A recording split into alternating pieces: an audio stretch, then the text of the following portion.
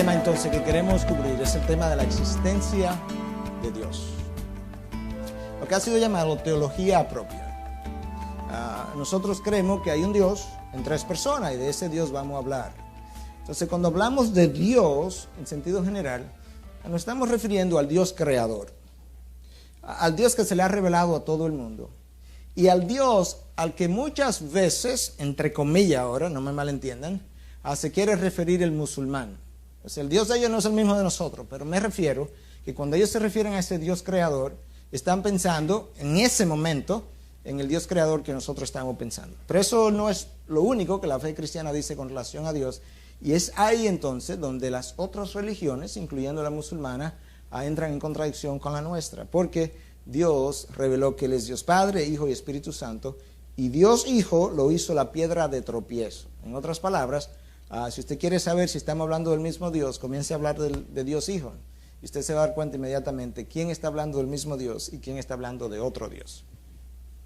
Vamos a comenzar con el concepto de la existencia de Dios. La Biblia, cuando comienza, cuando abre, dice: en el principio Dios creó los cielos y la tierra. Noten cómo Dios no explica su existencia cuando Él comienza su revelación. Eso es interesante. Porque yo creo que si yo llego, por ejemplo, a Estados Unidos a comenzar a hablar de esta iglesia o de lo que estamos haciendo aquí, nadie me conoce, lo primero que yo haría es introducirme, ¿verdad? Yo diría: mi nombre es Miguel Núñez, yo soy pastor, yo vengo de... Dios no se introduce, Dios no se explica. ¿Por qué? Porque Dios entiende que todo el mundo sabe que Él existe. Entonces yo no tengo que introducirme, usted sabe que yo existo.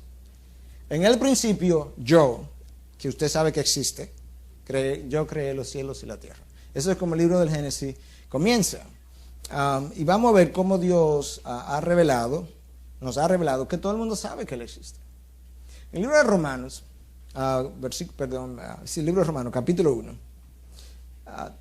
hay una porción del libro de Romanos que es una de mis porciones preferidas por múltiples razones.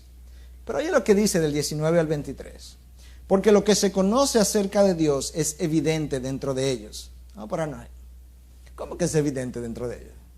Dios dice que es evidente. ¿Y dónde que es evidente? Dentro de ellos. ¿Qué es lo que está dentro de mí? Mi conciencia. Dios dice: cuando yo formé al hombre, en esa formación del hombre, en la conciencia de ese hombre, de una forma yo puse que yo existo. Y ese hombre lo sabe. Entonces oye la palabra, es evidente. Pues Dios se lo hizo evidente. Ahí está la prueba. Es que la forma como Dios sabe que es evidente fue porque yo se lo puse en el interior y yo se lo hice evidente. Porque desde la creación del mundo, o sea, desde que Dios dijo hágase la luz, desde la creación del mundo, sus atributos invisibles, como cuáles, su eterno poder, su divinidad, se han visto con toda claridad. Oye lo que dice Dios. Que mis atributos invisibles, o sea, aquello que no se puede ver, Dios dice que sí, que se ha visto. Y que se ha visto con toda claridad y que se ha visto desde que el mundo se fundó. Bueno, pero ¿y cómo que se ha visto Dios? Bueno, siendo entendido por medio de lo creado, de manera que no tienen excusa. ¿Oyeron eso? La próxima vez que alguien le diga que, y entonces la gente de la jungla, que no sabe que existe Dios, ¿cómo que no sabe que existe Dios? Una de dos, o la persona de la jungla está hablando mentira cuando dice eso, o Dios habló mentira. Usted elige cuál de los dos. Pero Dios dice que nadie tiene excusa acerca de su existencia, que todo el mundo sabe que Él existe, no importa dónde esté. Pues aunque conocían a Dios, oye, ahora Dios arremete con esta verdad, no es que conocían a Dios, me conocían.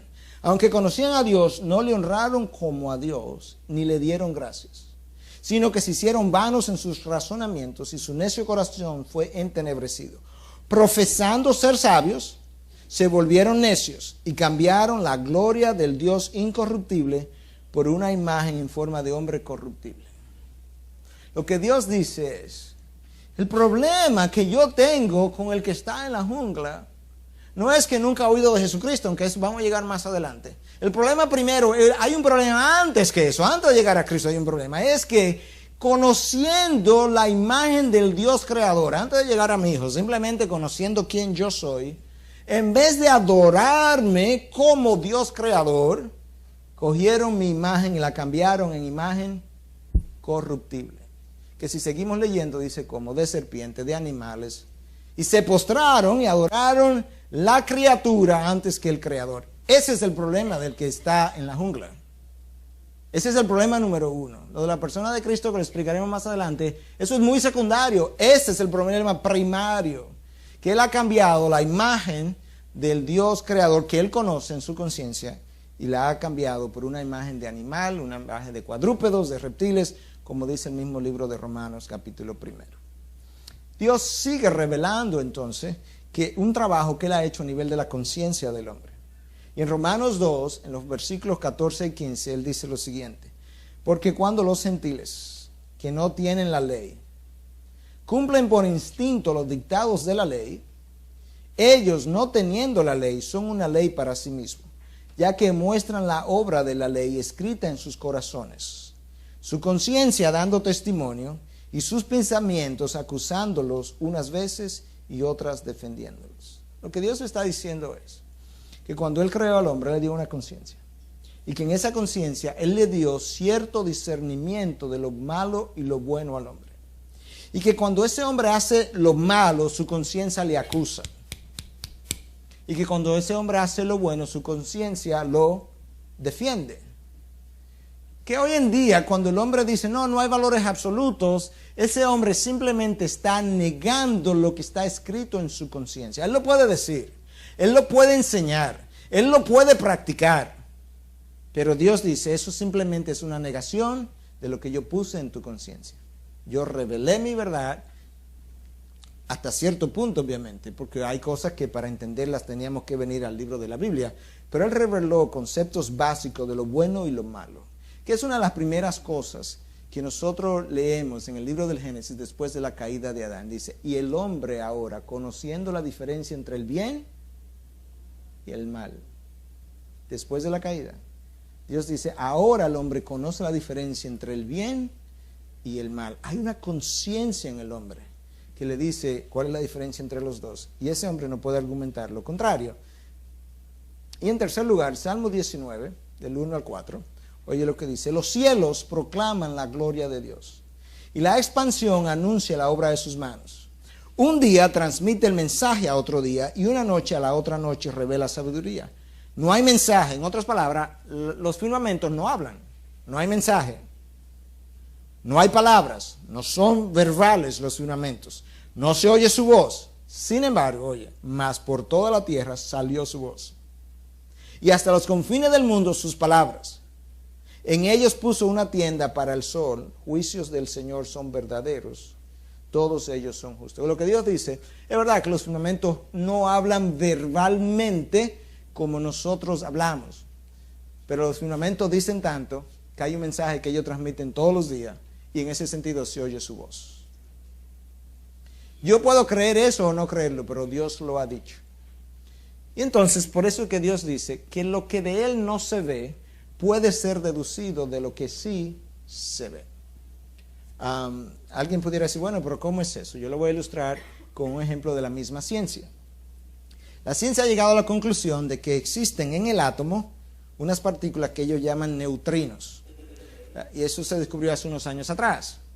Bueno, la ciencia hasta ese momento conocía de neutrones, protones y electrones. De esas partículas subatómicas del átomo conocían su peso, su carga, cómo se mueven, etcétera, etcétera. Y nosotros lo aprendimos en el colegio. Sin embargo, los neutrinos, ellos no lo habían podido ver, no lo habían podido medir, no sabían cuál era su carga. Y de repente la ciencia llegó a la conclusión que tenía que existir otra partícula que ellos llamaron neutrinos, que nunca habían medido, nunca habían pesado, nunca habían podido saber su carga, pero que tenían que estar ahí. ¿Pero cómo? Bueno, porque la ciencia llegó a entender que para que el átomo funcionara como estaba funcionando, aparte de los electrones, protones y neutrones que ya ellos conocían, tenía que haber otra partícula.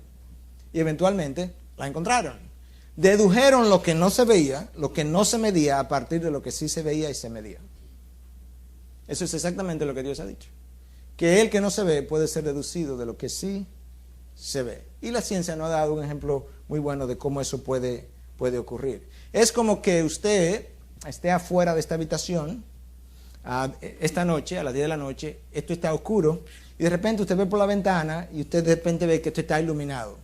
Y que usted le diga a alguien, ahí alguien prendió una luz. Y que el otro te diga, ¿y cómo tú sabes que hay un farol en el techo de la iglesia? Bueno, porque por lo que yo estoy viendo, que es el salón iluminado, la luz que yo no veo, pues yo estoy fuera, yo no sé dónde está. Yo la puedo deducir. ¿Pero por qué? Porque esa iluminación no puede haber salido de la nada. Tiene que tener una fuente de donde sale. Y usted nunca vio el farol si está afuera. Usted no sabe dónde está colocado, pero usted sabe que hay un farol que le dio esa iluminación. Bueno, eso es exactamente lo que Dios ha dicho. 3 argumentos que se han usado para hablar acerca de la existencia de Dios. Uno es el argumento cosmológico. Y este argumento es viejísimo. Tomás de Aquino, conocido en la Iglesia Católica como Santo Tomás de Aquino, en el año 1200 y tanto, postuló este argumento. Sin telescopios, sin ciencia, simplemente por deducción lógica. Tomás de Aquino entendía, y la ciencia hoy así lo entiende, que de la nada puede salir. Que si hubiera un momento en la historia del universo donde no había nada, o sea, no había el universo ni había Dios, no había nada, ¿qué usted piensa que habría hoy? Nada. O sea, hay que ser realmente muy, muy tarado o simplemente muy terco para insistir, y hay científicos que insisten en eso, que un día de la nada el universo explotó y el universo surgió. Por Dios. Entonces lo que el argumento cosmológico dice es cosmo es universo. Que si existe un cosmo, tiene que haber una causa del cosmo. Porque de la nada sale, tiene que haber una causa sin causa. Nosotros sabemos hoy por la ciencia, por la ley de la causalidad, causalidad, que todo efecto tiene una causa. Que si aquí hay un efecto X, eso tuvo una causa que lo causó. Y esa causa es Dios. De hecho, los últimos 15 años han sido los mejores 15 años para la fe cristiana, si usted quiere. Porque es en los últimos 15 años donde la ciencia, postulando la famosa teoría del Big Bang, que por mucho tiempo, hablando de la teoría del Big Bang, se negó la fe cristiana. Ahora la ciencia en los últimos 15 años ha llegado a la conclusión, por la teoría del Big Bang, de que el universo realmente no era eterno, como se venía afirmando, y que el universo tuvo un inicio. ¿Por qué eso es problemático para los científicos que negaban a Dios? Porque la misma ciencia dice que todo lo que tiene un inicio tiene una causa. Y ahora la ciencia ha llegado a la conclusión, por lo menos los que son honestos, de que hay un Dios. Eso no quiere decir que los científicos se hicieron cristianos. Simplemente de que hay un Dios creador, porque el universo no es eterno, el universo tuvo un inicio. Y todo lo que tuvo un inicio tiene que tener una causa. Y la obra más voluminosa que se haya escrito sobre ciencia y Dios es una obra conocida como, en inglés es Universe, God and Biology, Universo, Dios y Biología, escrita por 64 científicos, 24 de los cuales son premios Nobels. En esa obra, el premio Nobel Henry Margenau dice que la única explicación, no como una posible, no, la única explicación a la existencia tan perfecta del universo es la existencia de un Dios omnipotente y omnisciente. Y eso no es Biblia, eso es ciencia. De manera que ese es el argumento cosmológico. El segundo argumento que se ha postulado es el argumento teleológico, no teológico, teleológico. Teleo implica fin, propósito. ¿Y qué es lo que este argumento postula? Que cuando tú analizas el universo en cualquier área, en la parte grande, los planetas, las galaxias, o en las partes pequeñitas como es una célula, tú te das cuenta que cada cosa corresponde, tiene un propósito y un fin, y que nada está ahí al azar. Entonces por eso se habla del orden y el diseño del universo es tan sincronizado que es imposible que haya un universo al azar y que tenga tal sincronía.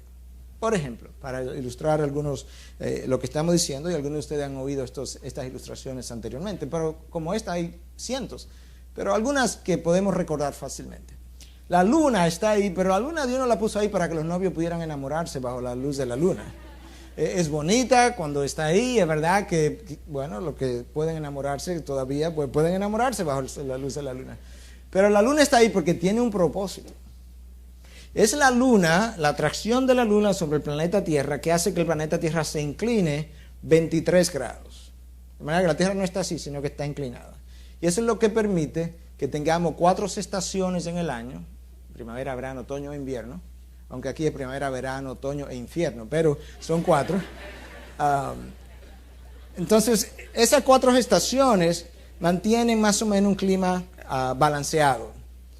Versus, si tú le quitas la luna al planeta Tierra, ¿qué pasaría? Que el planeta, en vez de estar inclinado, estaría así, derecho, y entonces hay un polo que estaría todo el tiempo congelado y el otro todo el tiempo quemándose por el sol. Entonces Dios decide crearle una lunita al lado, que lo cambia un poquitico, y ahora resulta que podemos vivir en el planeta Tierra. Tan sencillo como eso.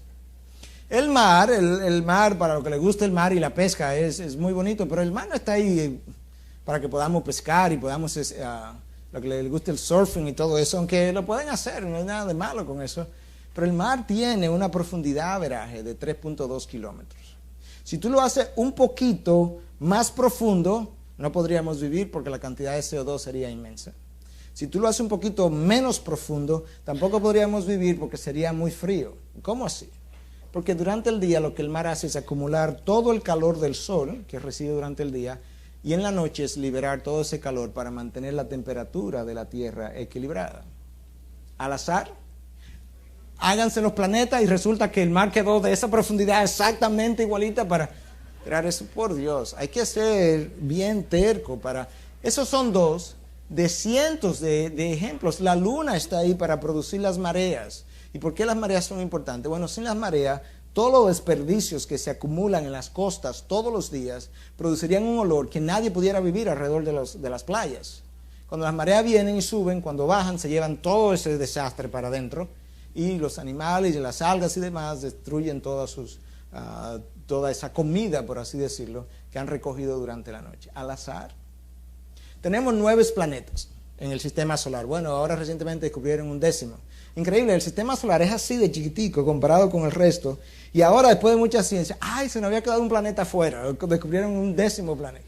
Sabrá Dios qué más se le ha quedado afuera, pero en definitiva, Júpiter, un planeta muerto, inmenso, no sé cuántos cientos de veces más grande que nosotros.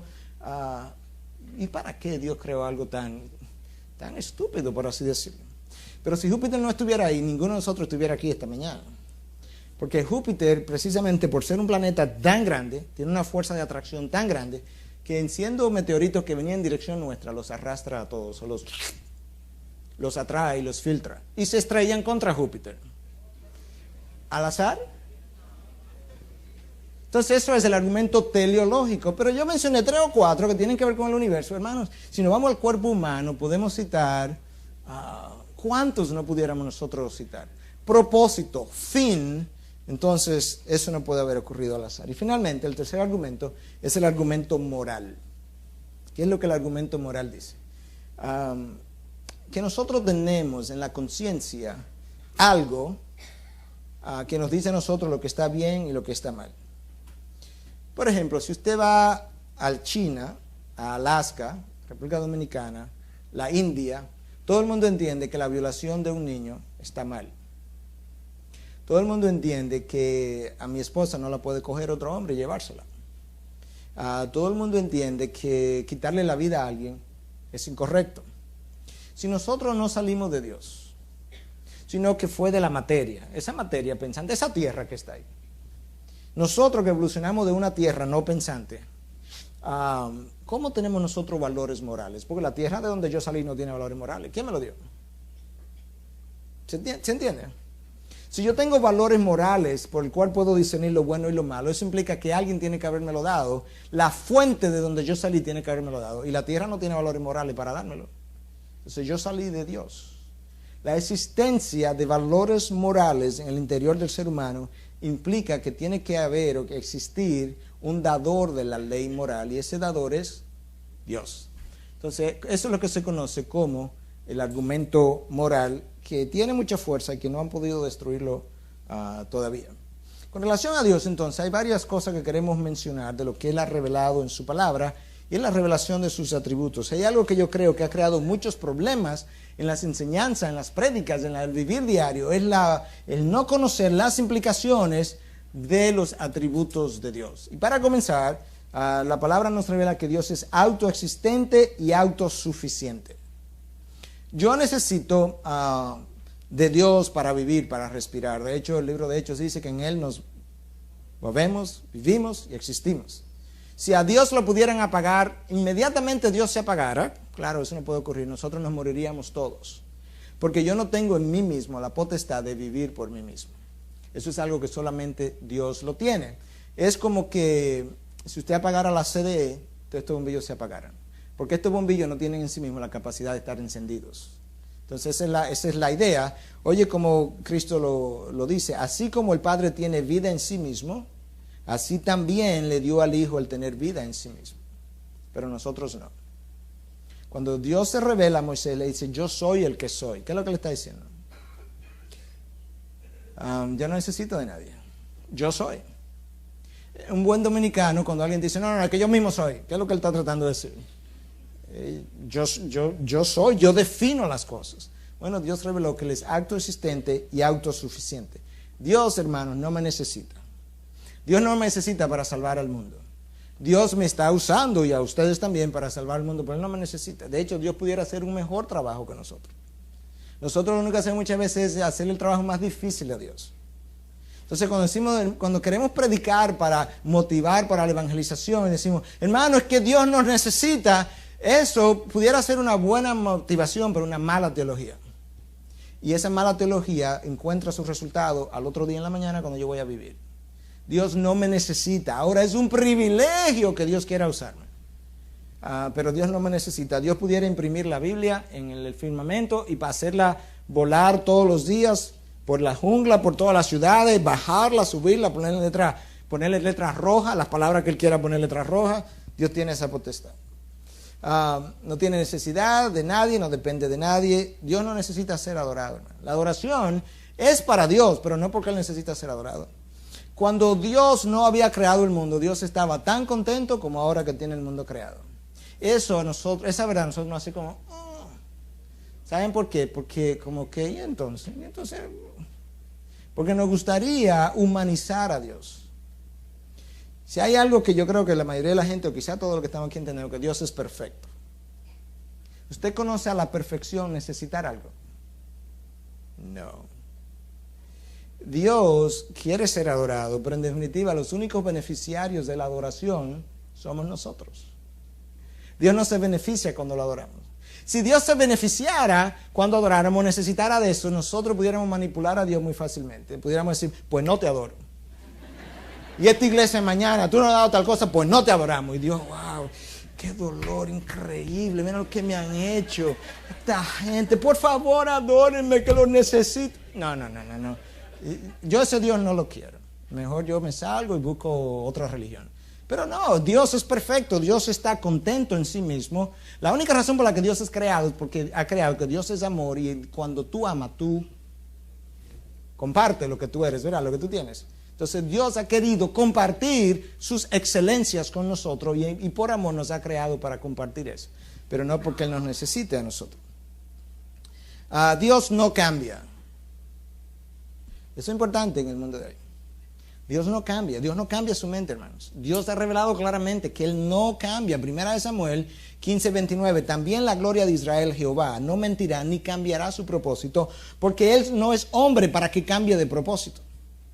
Malaquías 3:6, yo el Señor no cambio. Números 23:19, Dios no es hombre para que mienta, ni hijo de hombre para que se arrepienta. Dios no se arrepiente, Dios no cambia. Nosotros cambiamos de mente. ¿Por qué? Porque si usted compra un carro hoy y le sale malo, es un ejemplo que yo con frecuencia uso, y cuando usted va a comprar otro y dice, wow, me arrepiento de haber comprado ese carro. Claro, pero porque usted se arrepintió. Porque usted conoce que el carro que usted compró ahora es malo. Pero si hubiese sido Dios, Él no lo compra porque ya Él sabía que era malo. Entonces Él no tiene razón para arrepentirse. Dios no cambia. Cuando nosotros oramos, nosotros quisiéramos con frecuencia manipular la mente de Dios, cambiar la mente de Dios. Y la oración no es para cambiar la mente de Dios, porque si Dios es perfecto y Dios cambia, Dios tendría que pasar de lo perfecto a lo imperfecto. Y Dios no va a hacer eso. Dios usa nuestra oración para alinearnos a nosotros con sus propósitos, con su voluntad.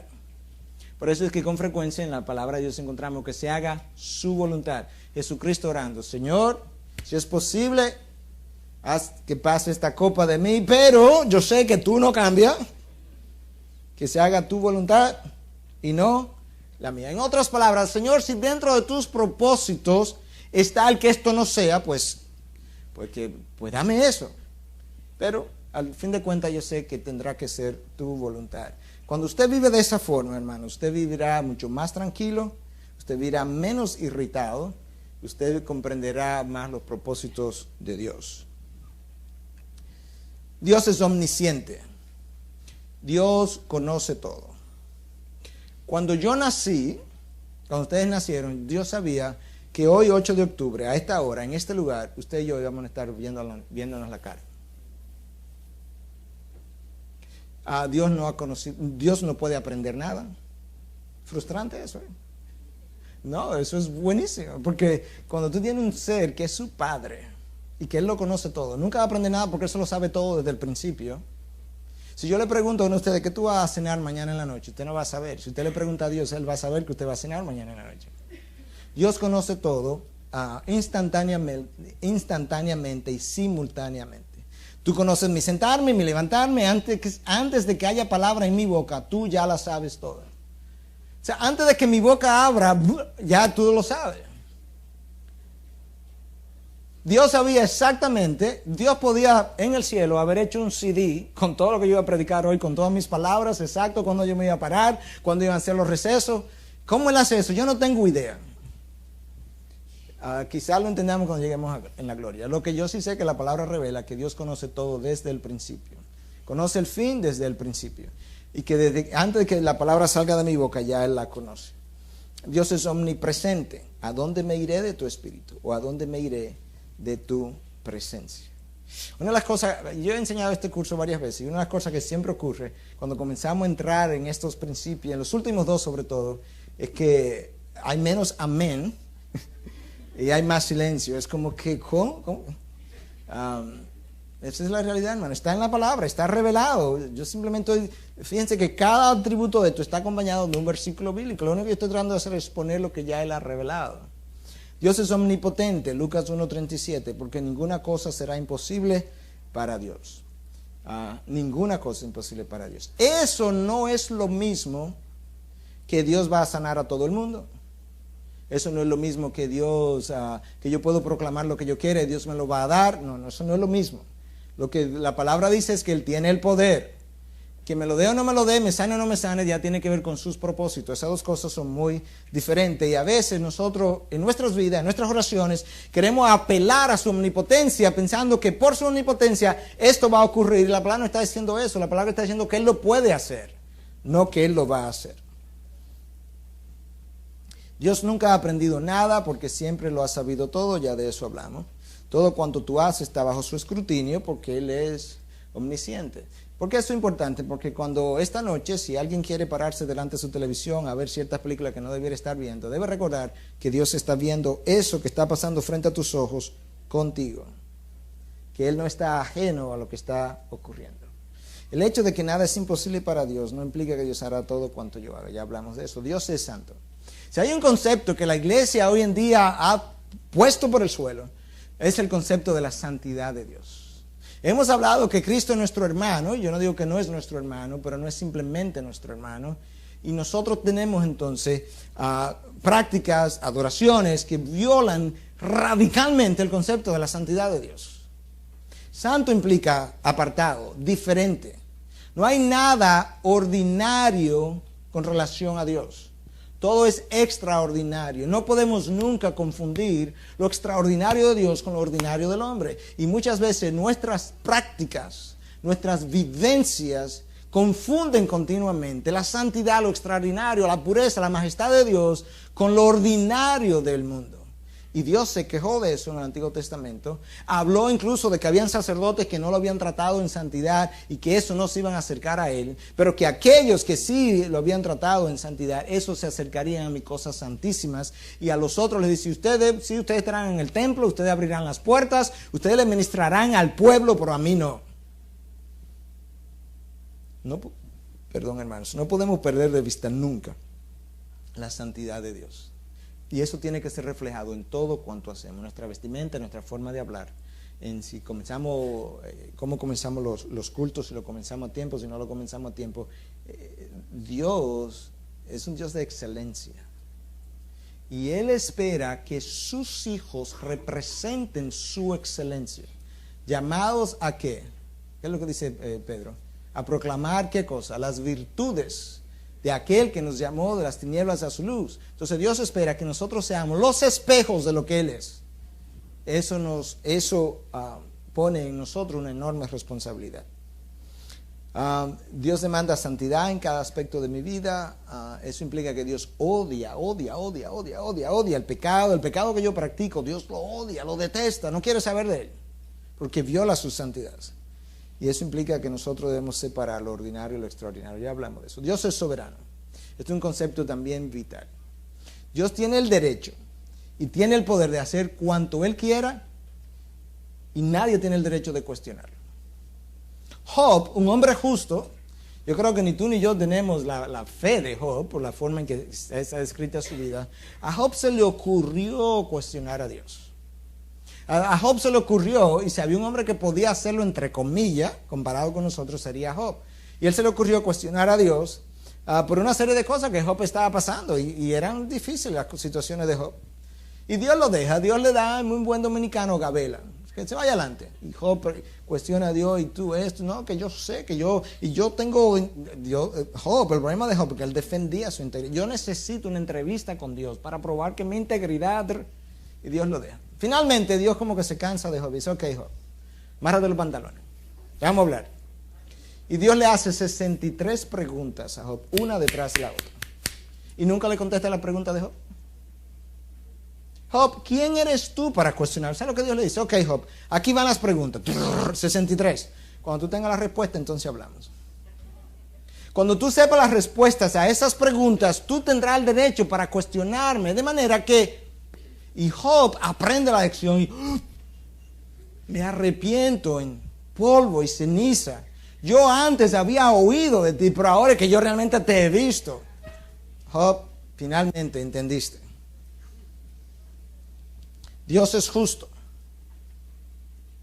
¿Por qué eso es importante? Si Dios es justo y Dios está en control de todo cuanto ocurre en su universo, si hay un huracán que pasa por New Orleans, si hay un tsunami, un maremoto que ocurre en la India, el que controla todas las cosas y que es soberano y que sabía que venía y no lo impidió, el que permitió que todas esas muertes ocurrieran, es justo y sabe lo que hizo.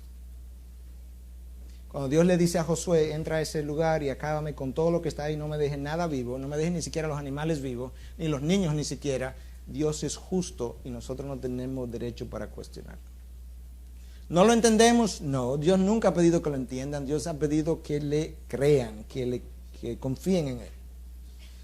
Y si hay algo que el cristiano con frecuencia hace es que cuestiona lo que Dios hace, su justicia. ¿Y por qué a mí, Dios? Y esto no es justo. Porque no hemos conocido el concepto de lo que es Dios. Cuando yo entienda verdaderamente lo que Dios es, lo que Él ha revelado de su carácter, yo voy a vivir mucho más tranquilo, con mucho mayor aceptación, mucho más en paz y mejor adoración. Porque yo no puedo adorar a Dios el domingo y el lunes vivir cuestionándolo con relación a sus designios. Dios es infinito, no tiene límites. Nosotros nunca vamos a entender a Dios por completo. Si eso es una desilusión para usted, yo lo siento, pero esa es la realidad. Porque usted y yo siempre seremos finitos. Todo lo que es creado es finito. Y Dios es infinito. Y lo finito no puede contener lo infinito. Entonces, si eso lo representa a usted, y esto alinea, ¿verdad?, hacia allá infinitamente y hacia abajo infinitamente representa a Dios, usted va a entender de Dios lo que está ahí adentro. Dentro de lo finito. Y el resto no lo va a entender, a menos que usted llegue a ser Dios. Dios es eterno, Dios lo ha revelado. Estos pasajes están ahí, usted lo puede buscar, pero literalmente Dios habla en 1 de Timoteo 1:17 que Él es eterno. En 1 de Juan 4:8 Dios habla de que Dios es amor. Lo que implica que aun cuando Dios aplica su justicia, la ha aplicado sin olvidarse de su amor. Dios no es justo un día, amoroso otro día, cariñoso el otro día, celoso el otro día. No, Dios es todo eso al mismo tiempo. De manera que cuando Dios aplica su justicia es a través de su amor. Y cuando Dios ama es sin olvidarse de su justicia. Dios mantiene todos sus atributos en perfecto balance y los aplica a todos a un tiempo. Y eso es un concepto también sumamente importante para nosotros recordar. Dios es fiel. Eso implica que Dios es constante. Lo que Él ha prometido, Dios lo va a hacer. Dios nunca ha faltado a una de sus promesas. Si Dios dice que Él proveerá todas mis necesidades, yo puedo contar que Dios va a proveer para todas mis necesidades. Si Dios le dice a Abraham que va a tener un hijo, Abraham pudo haber tenido 200 años y Sara iba a salir en estado. Porque Dios es fiel a lo que promete. Una vez más, yo no puedo decir, qué sé yo, Dios me va a dar un hijo porque Dios es fiel, si Dios no le ha hecho esa promesa. Y a veces decimos, no, yo por fe voy para Alaska. Y Dios dice ahí arriba, ¿y cuándo yo te prometí eso? Porque fe no es creer lo que yo quiero hacer. Fe es creer lo que Dios ha prometido. Usted abre el libro de Hebreos, capítulo 11. Ese es el libro, el Salón de la Fama de la Fe, donde están todos los grandes hombres de la fe. Dice, por la fe Noé construyó un arca. Pero Dios le dijo a Noé que construyera un arca. Sí, ¿verdad que sí? Ok. Por la fe Moisés dejó a Egipto. Pero Dios le dijo a Moisés que dejara Egipto. Claro. Por la fe Abraham dejó a su familia y tuvo un hijo. Pero Dios le dijo a Moisés que a Abraham que le iba a dar un hijo. Claro, bueno, pues eso es fe, creer lo que Dios ha revelado. Lo otro muchas veces es simplemente mi deseo. Yo tengo que creer que Dios puede hacer eso, pero no puedo terminar y la pregunta es si Dios va a hacer eso en mi vida. Y luego preguntarle a Dios si Él me lo va a revelar. Si tú no lo haces, ¿cuál es tu propósito? Yo quiero vivir tu propósito. Dios es perfecto, de eso hablamos. Todo su caminar es perfecto. Por tanto, sus caminos, sus acciones, sus juicios son incuestionables para nosotros. Eso en cuanto a lo que son los atributos de Dios, las perfecciones de Dios, como otros le llaman. Un concepto importante entonces del Dios del cristiano es la Trinidad. Los musulmanes, el judío y nosotros somos religiones monoteístas, creemos en un solo Dios. Pero el hecho de que creamos en un solo Dios no implica que ese Dios es el mismo.